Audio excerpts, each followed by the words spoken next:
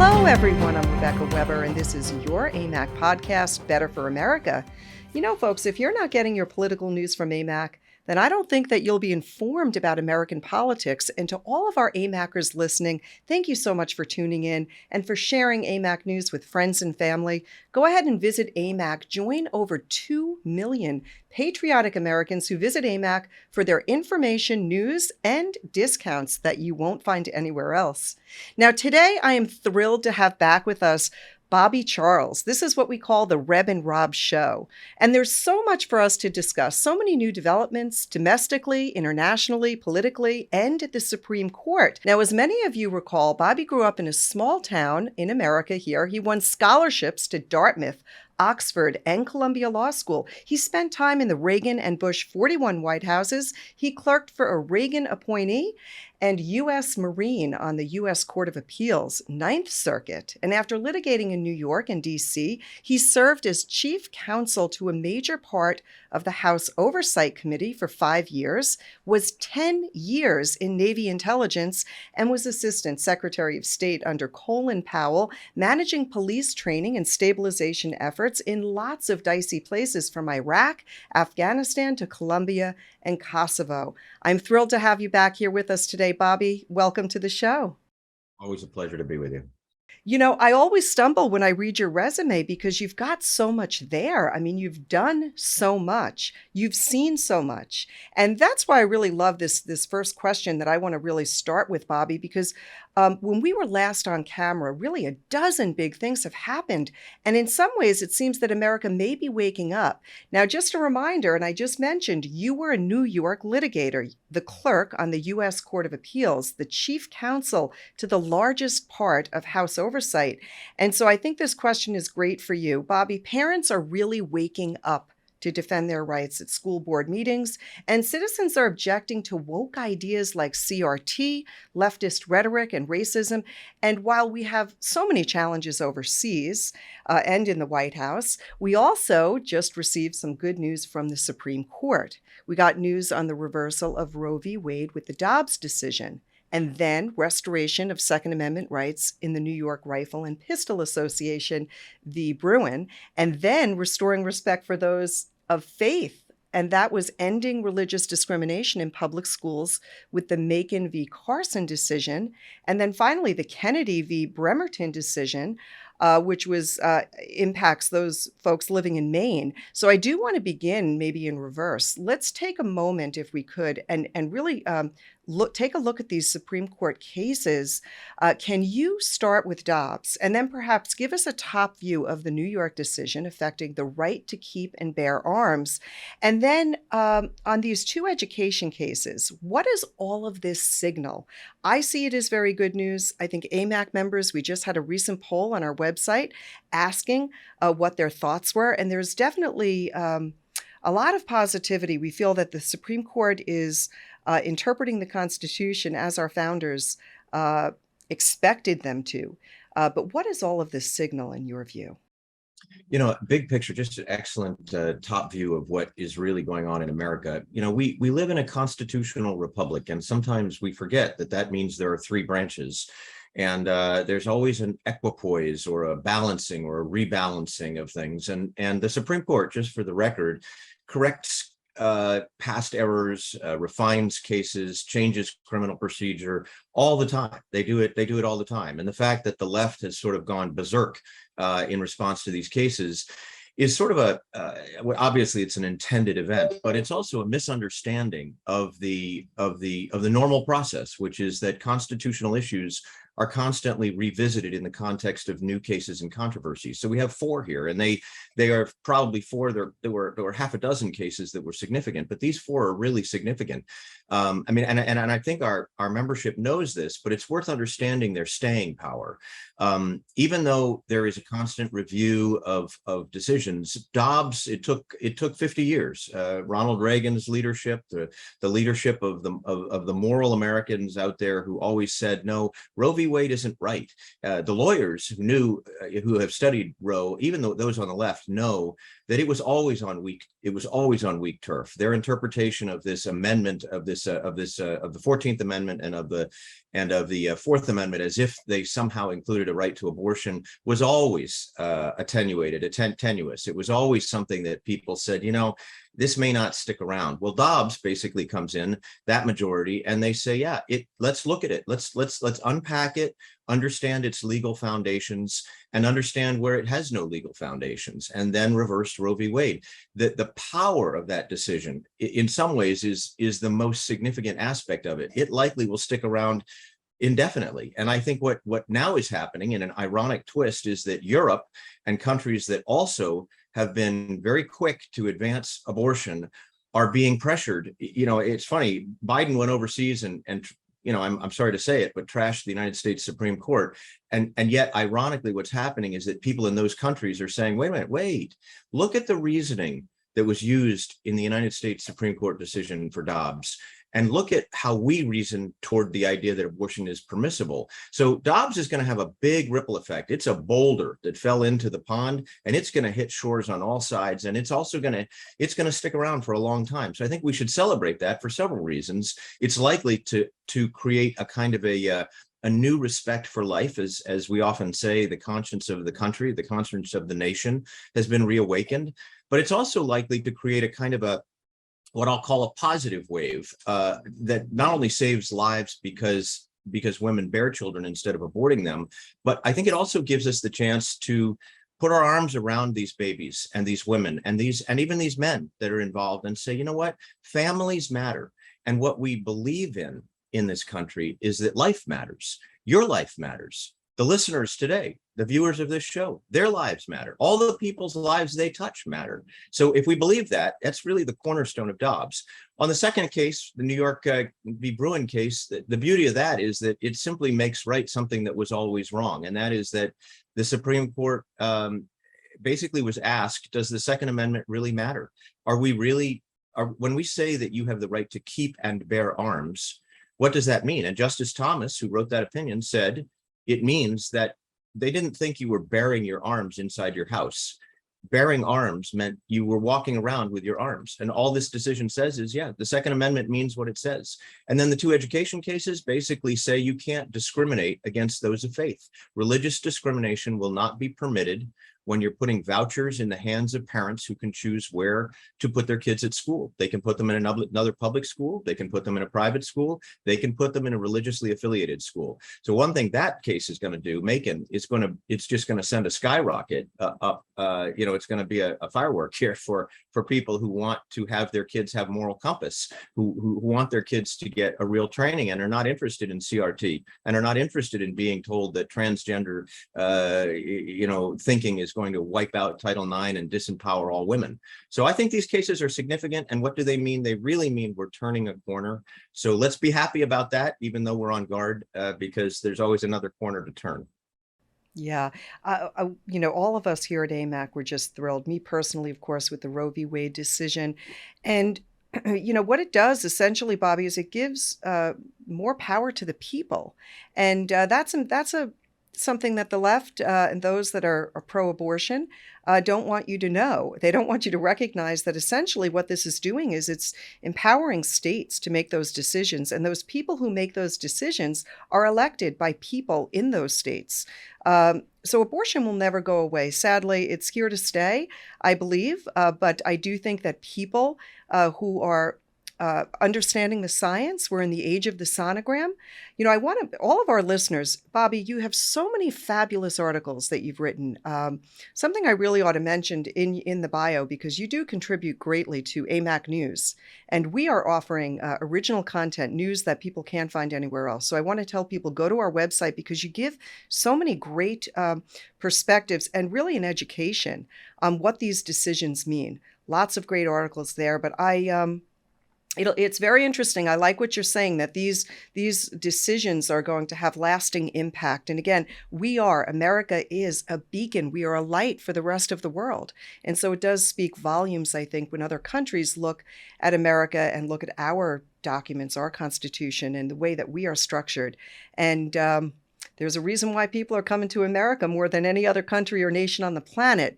It's because of these great freedoms. So, Bobby, thank you for your perspective there. I do want to move to another question, because so much of what we hope to see in the future comes from the belief that our Constitution can stand the test of time.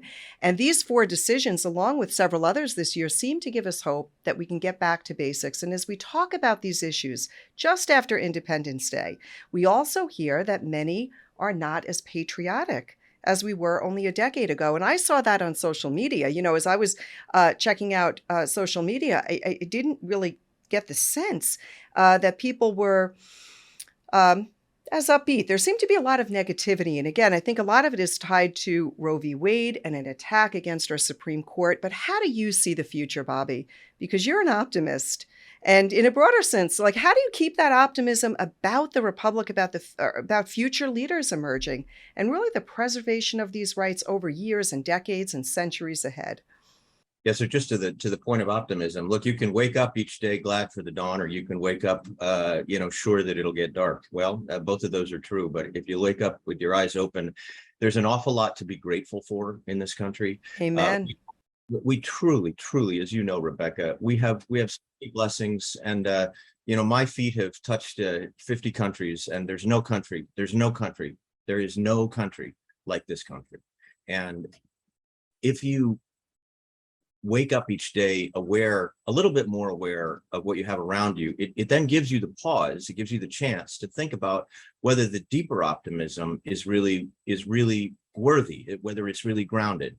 And I would tell you it's grounded for several very, very straightforward reasons. You know, our country strives, we struggle, and we are critics of each other, but we are critics of each other because at the end of the day, we're striving. Right? We have goals. We're not just happy to be German or Japanese or Chinese. We have goals. Our goals are embodied in many ways in the distillation of natural law that appears in our Bill of Rights. So these 10 amendments, which were distilled from 60 by James Madison and at the Constitutional Convention, they say in essence, we are a country centered on freedom and on equality. And we will never get, because we're human and not God, we will never get to perfect freedom or perfect equality. But we will get, well, I suppose there is something like that in heaven. But the reality is we will constantly be worthy of our time if we keep striving for those two ideals. So what do we strive for? We strive for free speech. And when there's a party that runs against free speech, wants to cancel other people, or never mind cancel the other First Amendment rights, including the right to worship freely, we need to say, no, that's not who we are. That's not who we are. We're the people that favor freedom around the world. We favor it here, and we believe in it enough that we have fought repeatedly for it, both on our shores and on other shores. The Second Amendment, why does that matter? Why is the Supreme Court case exactly right despite gun violence? Gun violence does not have to do with the guns. It has to do with the moral decay of the society. You could use a car, you could use a knife, you could do indeed the shooter that just had the involvement that he recently, the most recent event, they had confiscated dozens of knives from him. Well, okay, the point is, it is not about the weapon. It is about the attitude. And the point here is, you can make anything into a weapon. You can make a seashell into a weapon if you want. The bottom line is, we have to preserve the rights and educate the young people that these rights are, that responsibility goes with rights. Rights, civil rights and civic responsibilities go hand in glove. They're two sides of the same coin. And so what we have to do is say, if the society is going to persevere, which is what our founders instructed us, go back and read their readings. It's so straightforward. If we will preserve this republic and all these freedoms in our Bill of Rights and beyond, we will do it only by being a moral people. We will do it only by instructing the next generation that these things really matter. These are not freedom. These are not freebies. America is not an accident. It didn't come to us on a silver platter without sacrifice. It came with a lot of sacrifice. So I'm an optimist because I believe, honestly, Rebecca, that these are timeless truths. 1,000 years from now, children will wake up wanting free speech. People will not want to be held captive without cause. They will not want cruel and unusual punishment. They will want as many rights preserved to them as they can possibly have against an all-powerful government. So these are timeless rights, and what a beautiful thing our founders did. They painted an absolute masterpiece in our Constitution. And our job is just to keep it true to what it has always been. Yeah, thank you, Bobby. I think the greatest difference between those on the far left and people like you and I is we do believe in a loving God, and we do believe in natural rights, and we have faith in a God that gave us life. And I think if you look at why people can be pro-abortion or why people could be for bigger government, I do think that if that there's a strong connection to not believing that our rights are natural rights, that these that there is a level of a great level of responsibility and accountability, that we should be judged by the content of our character, not by the color of our skin. And so much of what we see flies in the face of really what America is all about and the ideals that America was founded on.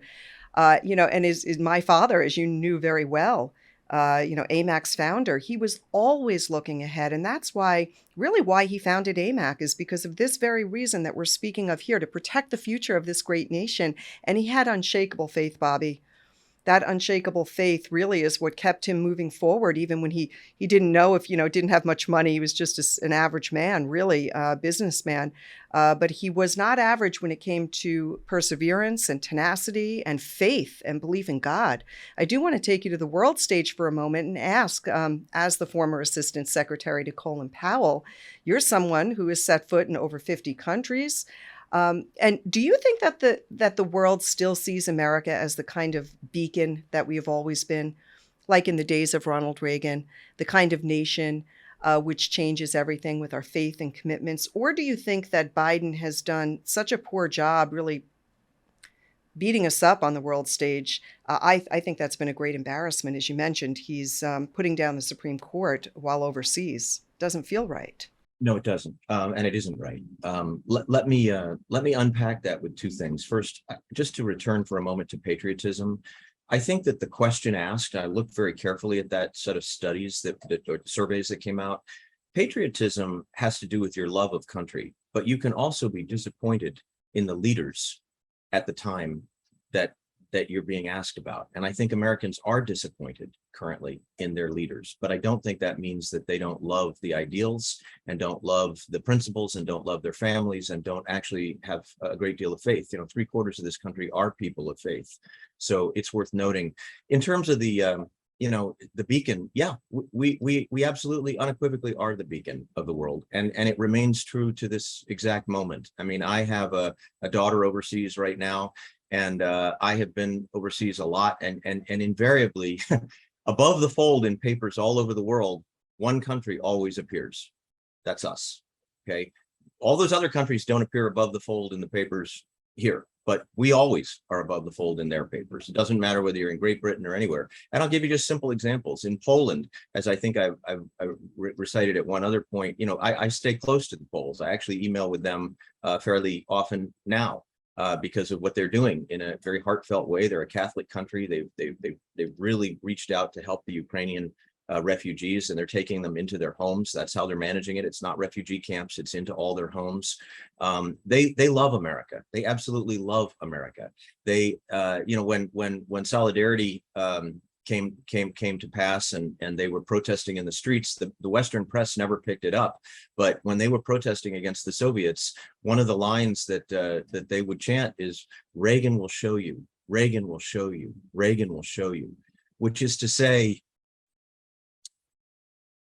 that this country, these people who rallied to sacrifice their own sons and daughters in World Wars I and II, who rallied again to bring the Cold War to an end and to free hundreds of millions of people in Russia and Eastern Europe.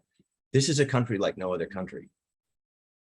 As the Saudi ambassador once said, there is no other country that would come, and the Kuwaiti ambassador, there is no other country that would raise itself up and sacrifice its own young people to save another country. And we do that. So yes, we sure do. And that's why I get so worried, Bobby, when I think about so many of the issues. One of them that worries me very, very greatly is education right here in America and how we're teaching our kids to think. Because if we're not teaching our kids and raising our kids to think as you're describing, that we have natural law, that our rights are given to us by God, or that the importance of family, the importance of understanding history. If we forget all about that, then what are we really teaching our children to think? Because the younger generation seems to be so washed and diluted in strength and spirit. What do you think it will take for our nation's younger folks to really regain the kind of strength and character and depth that we once had? You're a student of history and also a veteran. So what do you think about our education system here? And are we making enough noise? Are we bringing enough attention around the dangerous teachings of critical race theory, which is really another form of Marxism? I think honestly, Rebecca, that is a critical piece, and every listener, every watcher of this podcast should know that there is a responsibility incumbent upon us. We need to speak up and explain what we've lived through and what this country is made of. And if we don't, then shame on us. As Ronald Reagan said, it doesn't get passed down through the DNA. Your love of freedom, your love of the history that made this country everything it is, the most exceptional country in human history. And if we don't explain how we got here, if we just allow kids to think that you wake up with an iPhone, the day you're born, no, that's not how this works. This was a product of an extraordinary effort. I think on education, I'm worried myself. I think these Supreme Court cases will help us reopen that door. But I also think every kid, every parent, and every teacher ought to find an excuse to walk kids through a cemetery and talk to them, yes, about faith, but also about the veterans in that cemetery and why they're there, or walk through Arlington, or do a virtual tour of Arlington, and just help your kids understand that freedom and America are not an accident. They are an act.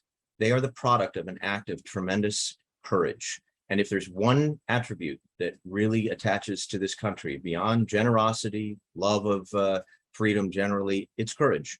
All the generations that preceded us in one form or another showed great courage. We need to do that in our time. That's our obligation. We sure do. And, I do want to talk a little bit about your family and your deep roots here in America. For us, I grew up learning, from my grandfather, who served in World War II and again in the Korean War. He was just a wonderful man. I was very blessed to have wonderful grandparents. Grandparents do so much. And I know so many of our listeners are grandparents.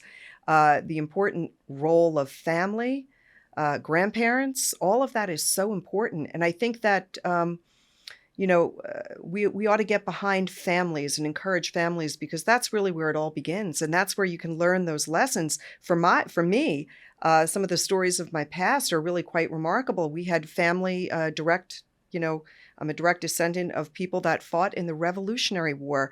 Two of my great uncles were put in prison. They worked for the North during the Civil. They were on the side of the North during the Civil War, and they were trying to free slaves. These men. And so when we understand that it was predominantly, white men that fought and gave their lives in order to free Black men, that's the truth. And tell us a little bit about, Bobby, about your deep roots right here in America. I think that, we're a country of immigrants, and I think it's important to remember we're all the product of immigration. We didn't, we don't go back 2,000, 3,000, 4,000 years here. We're just people who came to this country and those that came before us in your family and in mine, just like those who come today with a dream, following that light, that beacon, praying and hoping that somehow by sacrificing everything they can get to this land of promise and can make a family of it and make a life of it. So our descendants did that too. And the further back you go, the more often it was the case that there was no return ticket back. So when they got here, they were here, and they were either going to make it or they were not going to make it. And you speak about every generation of my family and virtually every generation of those who have been around for a long time, including your family, knows what it means to sacrifice, take risks in business, take risks in the military, and to sacrifice for the future. And of course, all of that we're experiencing today is sort of the distillate, the extraordinary extract of all of that sacrifice that came before. So I have 25 members of my family that fought in the Revolutionary War.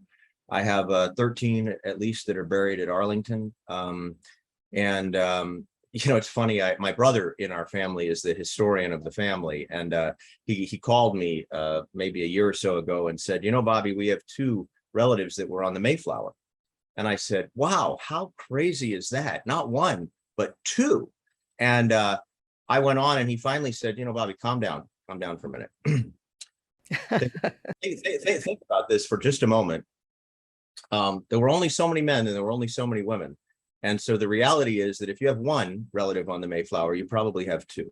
So the reality is that these people made tremendous sacrifices to get us here. They were pioneers in all the right ways, and in our hearts, in our spirit, every American should sort of take to heart that whether your parents came the last time, the last generation, 10 generations ago, or you arrived here and are a naturalized citizen. We used to see a lot of them, people being naturalized at the U.S. Court of Appeals by my judge and other judges. I mean, these are the most patriotic Americans because they've stood in line, they've waited, they've prayed, they've hoped, they've believed on America. And they're proud of this nation and for all of that which it stands, and they want to assimilate. My great-grandmother on my mother's side came over from Hungary, and the first thing she sought out to do was to learn how to speak English. And really she embraced this country and loved this country. So it's interesting when you hear of the stories of those people who, as you said, they dreamed, they aspired, they persevered, they never lost their faith, and they certainly are just these are my grandparents. I was so fortunate, Bobby. I had my great grandmother right up until I was 21 years old, so she was able to share with me. She was born in 1896, so she was able to really share with me what it was like to discover electricity or live without, and then have, and the coming of the age of the vehicle, the Model T Ford and all of that. She lived that great time of innovation and saw all of that happening right here in America. It's a beautiful story when we can tap into our family roots. My mother, she loves doing her genealogy. So we're not sure yet, Bobby, if I've got someone that was on the Mayflower, but my mother has some strong connections that haven't been confirmed and verified. So for now, I can't say that is the case, but it'll be interesting if, in fact, we're related, Bobby. You never know. Think about it. All these people came with so little, and Yeah. they a lot of them were families, that came over. I'll just say this also to people. There's a great tendency to think that the adversity we live in a given moment is terrible, and that the storm is so hard and bad and difficult. And we do face bad leadership right now, and we have high inflation. We have issues overseas and concerns about our border, and they're all valid. But it's just critical to remember that the storms that we're confronting are certainly no greater, and in some ways are much less. They're dangerous, and you have to be always aware. You can run aground even in calm weather, so you got to be careful. But at the same time, so many of those that came before us weathered storms that were so much more devastating and acute, and they lived through wars. I mean, imagine the generations that lived through the Civil War and all their loss, and yet they rallied. They always rallied. And I think one of the things, I have a piece up today which I would encourage people in general to go to amac.us and look at the pieces. One is "We Are Not Done" is the title of the piece, and it's about this. Look, we can have great Supreme Court decisions, we can have an appreciation on a regular basis, even in our hearts, for what came before, but in our time, action is required. And this is going to be a critical year, 2022 is going to decide the future. And so I think we really need to recognize we are not done. Every day you get up and pull breath, and every time you go to sleep at night, having done something good in the day, remember that the next day also lies before you, and we are not done. We are not done. We have to defend all those freedoms, and that's what's incumbent upon us. And it's okay. That's a great mission to have every day, to wake up knowing that somebody entrusted you with this extraordinary little pocket of the best freedoms in the world, that you are viewed as the beacon of the world. And that baton has been passed to our generation and to the generations that'll follow. And there's a great pride in that. And I think that ultimately we have to say, is there any other better mission than trying to preserve for your family and for this country these precious, precious things that were given to us? No, that's about the best mission you could have. Oh, Bobby, thank you so much. I do agree with you on all points right there. And we are at the 30-minute mark here. You and I could talk to you, Bobby, for hours and hours. You've just got such a great, a fresh perspective, and I love hearing your thoughts. I do want to ask for a good story. I love when we end our time together with a good story that might remind us about this country's real character and who we are. And I know that you're writing another volume about the importance of honoring America. And these are stories of great Americans. And I wonder if you could offer us maybe a little glimpse of that, the hero that lives within us all and a few people who stand for that idea. Yeah. Gosh, what a beautiful way to end this show too, because these people are not you and me, they're other Americans. And I do believe that conviction that you just said, that there's a hero somewhere in all of us. It's the resolution that we get up with, that we're going to help others, that we're going to be ready if it falls upon you to pass a traffic accident and administer CPR, well, then do the preparation to know how to do it, and just be there in case. And I think that is part of preparing and being up to our time. But these stories are really heroic people that are everyday people, and they're just amazing. I mean, I'll just a couple of them. One is a law enforcement officer who got off late after a night shift. He actually did felony work in the Atlanta area, I think it was, and he he was very tired, and he was coming home and past a trailer park. And just something inside of him, if you're always on alert, if you're always thinking, and our law enforcement is always thinking, saw smoke curling out of a trailer. And he said that he knew instinctively that a fire in a trailer can be very, very dangerous. And so he spun around, came up on the, this is somebody who I worked with, but it took him 20 years to tell me this story, that he spun around, came up on the lawn, and went to the door. He said, well, if the door hadn't been, unlocked, I don't know what would have happened. But he opened the door. The place was filled with smoke. And this story in the book is really incredible how he tells it, but it was filled with smoke.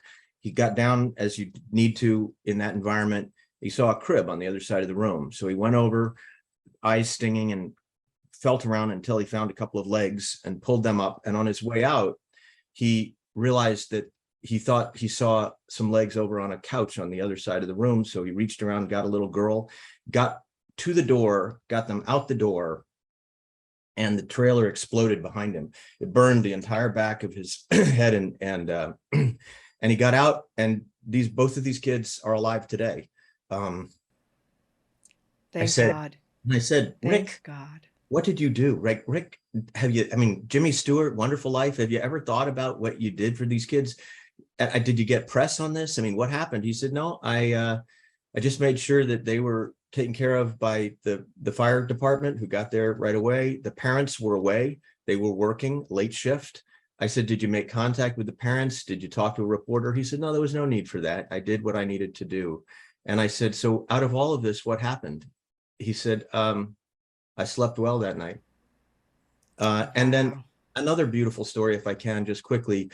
We think a lot of our World War II vets, Korea, and our patriots that we've talked about previously, but it's the heart of the vet that really matters most, whether that's the vet that gave all he could for a comrade in Afghanistan, or for those people, or in Vietnam. And one of the stories is about a high school teacher that I had who was in Vietnam. And one of the most touching stories that he told was he came back. He was there for an extended period. He was 101st Airborne, volunteered, not drafted, wanted to be a history teacher all his life. And when he got back, he realized that the 101st Airborne didn't really have a binding force, that no newsletter, there was no internet. And so he started a newsletter that would go out. We didn't have podcasts. He started a newsletter that would go out to these thousands of vets, and he kept it going for years and years and years. And I asked him, give me one sample of how this idea of living for others might make a difference. And he said, well, I got a call one day from a guy that said, I'm looking for Jack. And he said, Jack who? And then this story unfolded that he had that there was a firefight in Vietnam. He knew all the names, open field, medic attending to 4 people, but actually 4 people deeply wounded, only attending to 3. Someone stumbled across the field to this medic, asked him, so why are you not attending to the 4th? And he said, because he's bled out, he's white, he's gone. And so the guy that stumbled upon the medic said, gosh, it seems as, I mean, he's still breathing. He said, but he's white, he's bled out, there are no veins, I can't get any plasma into him, he's done. And he said, so what if I could find a vein? He said, well, go to it. And so he looked for a vein in all the places you would normally look, and eventually found one in the ankle. And as my history teacher said, well, he put some plasma in him, brought him back, and there you have it. And 40 years later, the guy that was saved was calling my history teacher, Dave Cook, and saying, all I know is the guy's name was Jack, who saved me. And so Dave put the 2 of them together. Wow, isn't that incredible? That is a beautiful, beautiful story.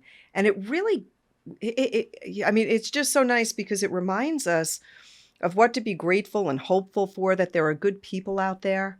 These stories are so valuable and really uplifting, Bobby. I appreciate you sharing them.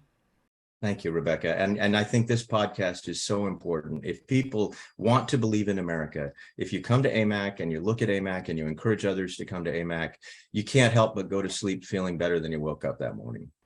Oh, well, thank you so much. Thank you for all you do. Thank you for your support. You've been a friend of Amac's for a long time now, and it's just an absolute honor to have you here on the show. So we're not going to let so many weeks go by before we have you back. We want to have you back much sooner rather than later. I know all of our Amacers absolutely love you. So thanks again, Bobby. And I want to thank each and every one of you listeners out there. Thank you so much for tuning in. And if you haven't downloaded the Amac News app, you can watch and listen to this podcast and track breaking news right there on the Amac News app. It's the kind of news you won't get anywhere else. So please make sure to hit that subscribe button, like, follow, and share wherever you are on social media. Until next time, I'm Rebecca Weber. This is your podcast, Better for America. Thanks for tuning in. Have a great day, everyone. We'll see you next time. You're listening to the Better for America podcast, presented by Amac, the Association of Mature American Citizens. To learn more about Amac and all it has to offer, visit us at www.amac.us.